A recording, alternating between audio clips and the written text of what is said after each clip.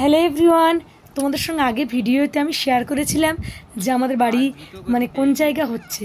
এটা হচ্ছে ক্যানিং ইটখোলা আমতলা, এখানেই আমাদের বাড়ি। আর এই জায়গাটা একটু ঘুরিয়ে দেখাচ্ছি, দেখো। আর এখানেই ঘর হচ্ছে, ঘরের কাজ কতটা এগোচ্ছে তাই তোমাদের সঙ্গে একটু ভিডিওটা শেয়ার করলাম। তোমার দাদাভাই গেছিলো আর আমার মেজ ননদ গেছিলো, একটু ভিডিওটা করে নিয়ে এসেছে, তাই তোমাদের সঙ্গে শেয়ার করছি। এই কাজ চলছে এখন। আর দেয়ালের যে পুরো প্ল্যানিংয়ে ঘর হচ্ছে। তোমার দাদাভাইয়ের ইচ্ছা ছিল ওখানে একটা সুন্দর ঘর বানানোর জন্য, কেননা আমার শ্বশুর শাশুড়ি যখন ওখানে থাকতেন তখন মাটির ঘর ছিল। আর এখন ওই জন্য ভাবছে যে সবসময় তো মানে 4 বোন আর 1 ভাই, তোমার দাদা ভাইরা সবাই কালী পুজো বা অন্যান্য অনুষ্ঠানে সবাই একত্রিত হয়, মানে ওখানে আমিও যাই। তাহলে সেই ঘরটা তো মানে মাটির ঘরে না থাকাকালীন ঘরটা হচ্ছে পোকামাকড় এটা সেটা খেয়ে নষ্ট করে দিয়েছিল। সেই জন্য একটা ঘর বাঁধছে। তোমার দাদাভাইয়ের অনেক দিনের স্বপ্ন আর আজ পূরণ হতে চলেছে। দাদাভাই ভীষণ খুশিতে আছে যে আমি থাকি আর না থাকি আমার বংশ পরম্পরা এই বাড়িতে আসবে, সবার একটা ঐতিহ্য থাকবে বা একটা চিহ্ন, একটা স্মৃতি থাকে। তাই উনি মনে প্রাণে ভীষণ খুশি। আর তোমাদের সঙ্গে ভিডিওটা ওই জন্য একটু শেয়ার করলাম, কেন বলো তো, কত দূর কাজ হচ্ছে তোমাদের দেখানো হয়নি।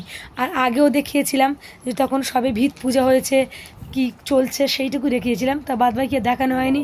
ওই জন্য আজকে একটু পুরো ভিডিও করে ঘুরিয়ে দেখাচ্ছি তোমাদেরকে। আর সত্যি বলছি, এটা খোলা জায়গা তো, মানে আমরা সবাই মানে পৌরসভা না হোক, সবাই হচ্ছে শহরের গাঘের সাথে বাস করি, সেখানে এত খোলামেলা জায়গা পাই না। যতটুকু প্রকৃতি পাই তোমাদের সঙ্গে ছবিতে টুকটাক তুলে ধরি, কিন্তু এখানে গেলে সত্যি ভীষণ ভালো লাগে, মন প্রাণ খুলে যেন ভিডিও করতে ইচ্ছা হয়। কিন্তু আমার বেবি ছোট বলে আমি সবসময় যেতে পারি না, তবু সানডে করে তোমার দাদাভাইয়ের সঙ্গে যাই। এবারে সানডেতে তোমার দাদাভাই আর আমার মেজ ননদ গেছিলো, ওরা একটু ঘুরে এসছে, কত দূর কাজ হয়েছে। এর পরের বারে আমি যাব, আমি গিয়েও তোমাদের সঙ্গে ভিডিওটা শেয়ার করব। আর এখানে একটু ছাদপালা ঘর করার ইচ্ছা আছে, কারণ আমরা সবসময় তো থাকবো না, এখানে মাঝে মধ্যে যাব। আর এলবেস্টার হলে একটা অসুবিধা হবে, কারণ ঘরের দরজা জানলা বন্ধ থাকবে না। আমরা এখানে যাব, গিয়ে তো ঘরের দরজা জানলা বন্ধ করে আসব। পুজো অনুষ্ঠান অন্যান্য মানে সবাই যখন একত্রিত হবো, মানে বিশেষ অনুষ্ঠানগুলো তো এখানেই কাটানো হবে। সত্যি ভীষণ খোলামেলায়, পুকুর আছে এখানে, ঘোরার জায়গা আছে, বাচ্চারা খেলতে পারবে। ওই জন্য খুব সুন্দর করে একটা প্ল্যানিংয়ে ঘর হচ্ছে। জানি না কত দূর সাকসেস করতে পারবো, প্ল্যানিং তো অনেক কিছু আছে। তোমরা প্রে করো আমরা খুব তাড়াতাড়ি যেন ঘরটা কমপ্লিট করতে পারি। এখন বাজার মূল্য তো কেমন জানোই, সেই জন্য বলছি সবাই মিলে আশীর্বাদ করো আমরা তাড়াতাড়ি যেন এগোতে পারি। আর সেরকমভাবেই আমরা দ্রুতগতিতে কাজ এগোচ্ছি, কিন্তু মিস্ত্রিদের কন্ট্যাক্টে দিয়েছি, ওরা ঠিকমতো সময় পাচ্ছে না, বর্ষা বৃষ্টি কন্টিনিউ লেগে আছে।